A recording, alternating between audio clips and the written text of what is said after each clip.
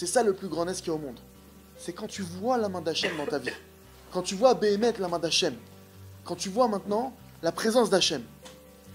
Et il faut comprendre une chose. Un homme, il doit comprendre, il le ramène ici. Un homme, il doit comprendre que c'est uniquement par la prière qu'il peut arriver à ça. Un homme, il se tourne vers Hachem. Il n'y a pas de plus grand miracle que tu as demandé quelque chose à Hachem et la chose, elle arrive. Et tu la vis dans ta chair, tu as demandé quelque chose à Hachem et la chose, elle se présente comme tu l'as demandé. Ça, quand ça t'arrive, je vous souhaite d'avoir très rapidement votre prochaine prière comme ça. Parce que Béhémet, c'est ce qu'on appelle, il y a une femme, quand elle met au monde un enfant, c'est un premier-né. D'accord? Dans le premier-né, d'après la loi, il a une double part. Pourquoi? Parce que maintenant, il a amené deux choses, l'enfant, le premier. Première des choses, la joie. Chaque enfant qui naît au monde, il amène la joie. Donc ça, c'est normal qu'il ait une part. Mais il a amené une deuxième chose. La mère, tant qu'elle n'a pas mis au monde un enfant, elle ne pense pas qu'elle peut mettre au monde un enfant. Donc quand le premier est né, il ouvre la porte pour les autres. Donc de là, la mère, elle est au courant, elle dit purée, grâce à Dieu, je peux avoir d'autres enfants. Ça lui enlève un poids, une angoisse. Donc parce qu'il a en plus emmené un apaisement à sa mère, il a une double part. Quand vous aurez votre première prière. Il y a une double part de quoi, excuse-moi? Pardon. C'est quoi la double part? Dans l'héritage. Dans l'héritage, il y a une double part, le premier-né. Quand vous aurez votre première prière, vous allez demander à Hachem quelque chose. Demandez de l'aide, s'il te plaît, mon Dieu. Aide-moi à avancer, aide-moi à faire tchouva, aide-moi. Et que Béhémet, tu reçois cette chose-là, tu la vois de tes yeux, ça change tout. Moi, je me souviens qu'une fois, personnellement, maintenant, je vais vous la raconter, ça va peut-être pas vous faire quelque chose, mais moi, je m'en souviens encore. Un jour, je travaillais à l'époque à plein temps, je vais au travail, et avant d'aller au travail, je devais aller passer à la banque, déposer un chèque. Je passe à la banque, je vais déposer mon chèque, et en même temps que je suis là, je profite pour savoir si mon salaire il devait passer, parce que j'ai mon loyer qui va arriver quelques jours après, donc je pose le chèque, je demande le solde de tout compte en même temps pour savoir si tout est là, si je peux faire face à payer ce que je dois payer. Donc je demande à la femme qui est au guichet, elle me dit vous êtes à moins 200 et quelques. Bon, je dis avec les chèques que je viens de poser, oui. Je dis bon, moi dans ma tête le salaire il n'est pas passé. Ça peut pas être à moins 200 le premier du mois. D'accord. Et je lui dis bon, est-ce que vous savez quand est-ce que mon salaire il doit passer? Je l'attends incessamment sous peu. Elle me dit oui, il est passé il y a 2 jours. Elle me dit ça a été c'est le moment où tu... 2 secondes. Donc elle me dit ça me met un coup, je sors de la banque comme ça, et là je commence à penser à chaque facture qui va tomber là. Le téléphone, l'électricité, le loyer. Et je commence à me dire mais comment je vais annoncer à ma femme? Je commence à me dire, truc horrible, comment je vais annoncer à ma femme que je peux pas payer le loyer? Je peux pas payer le... Je commence à avoir des sueurs froides et bête, au moment où je sors de la banque, je lève les yeux au ciel, alors, je dis bon, je sais qu'Hachem il a de l'humour. Je dis, non c'est marrant 2 secondes. C'est marrant 2 secondes, allez, fais-moi une... Bébé, j'ai les yeux, dans ma tête c'est pas possible. Non parce que tu peux pas avoir des galères. Tu peux avoir des fois, t'as pas de quoi, la fin de mois est difficile, ça peut arriver. T'as pas de quoi payer un café aujourd'hui, ça peut arriver.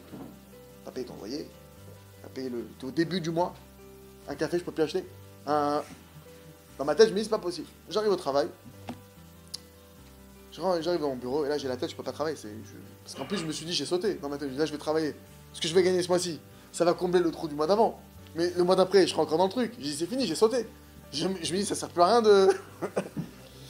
Je vais sur le balcon pour fumer une cigarette. À l'époque, je fumais. Grâce à Dieu, Dieu m'a aidé à arrêter. Hachem, il aide tous ceux qui fument à arrêter de fumer. B'ezrat Hachem. Et je vais sur le balcon comme ça, plein 17e arrondissement. Je suis au 2e étage du balcon, maintenant je suis comme ça, et je commence à parler avec Hachem. Et là j'ai oublié, il y a des gens qui me voyaient, 2e étage, c'est pas très élevé. Là j'oublie tout, là je suis dans un stade, je peux pas rester comme ça, je commence à lui parler. Je commence à dire à Kadosh Baruch Hu, je lui écoute, j'ai besoin de ton aide, j'ai vraiment besoin de ton aide. Je sais qu'il y a une raison, je sais que si tu décides que je fais comme ça, tout ce que tu fais c'est juste, c'est bon, c'est droit, j'ai rien à redire. Je dis mais là j'ai besoin que tu m'aides. Et je lui dis cette fois-ci, d'habitude quand je prie, je demande B'ezrat Hachem, s'il te plaît.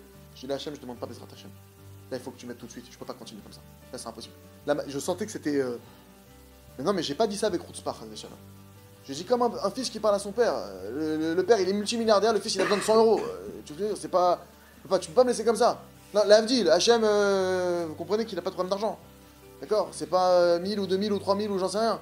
Là je lui dis, en gros, tu peux pas me laisser comme ça. Bémet, quelqu'un qui il sait que son père il l'aime. Si tu sais que ton père il t'aime, que ton père il a de quoi t'aider, il est devant toi. Et tu lui demandes vraiment, t'es pas en train de lui demander, papa, si ça te passe par l'esprit, voilà, si t'as envie, si tu veux te faire un kiff, voilà, sache, j'ai des petites galères, d'accord, j'ose même pas rentrer chez moi ce soir, d'accord. Là, je lui dis, non, Hachem, je dis, tu dois me sortir de là. Tu dois me sortir, je commence après, je t'en supplie, sors-moi de là maintenant. Je peux pas attendre, maintenant, stoppez, maintenant, ça dure 2 minutes. Mon téléphone, il sonne. Non, moi, ça me dérange, je suis en rendez-vous privé avec Dieu. J'en ai plus rien à faire de rien, là, qu'est-ce qu'on va me dire? D'accord. Et là, je vois que c'est ma femme qui m'appelle. Alors là, je me dis, c'est la série noire.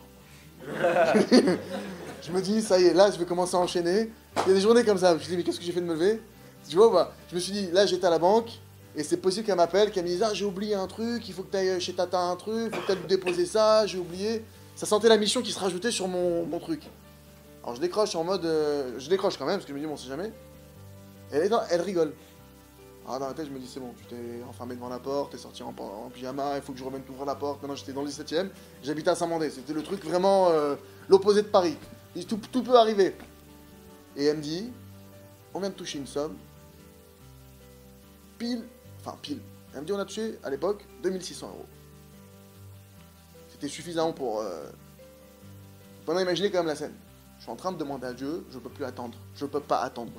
Je peux pas. C'est même pas que je veux pas ou je suis en train de faire un caprice. Je peux pas. Il s'agit pas que de moi, il y a ma femme. Je peux pas. Bref, je raccroche. Bon, passage 26. Déjà. Et il faut savoir que c'était pas prévu du tout. Cette somme, elle devait pas arriver, etc. Mais juste vous dire qu'à ce moment-là, ce que j'ai ressenti, je peux pas le décrire. Ce degré de proximité que tu ressens avec Dieu à ce moment-là quand ça t'arrive, il est indescriptible. Et du coup, ça m'a donné de la force. Tu vois que Dieu, il t'écoute. C'est pas qu'il m'écoute, qu'il fait ma volonté. Je vois qu'Hachem, il est avec moi.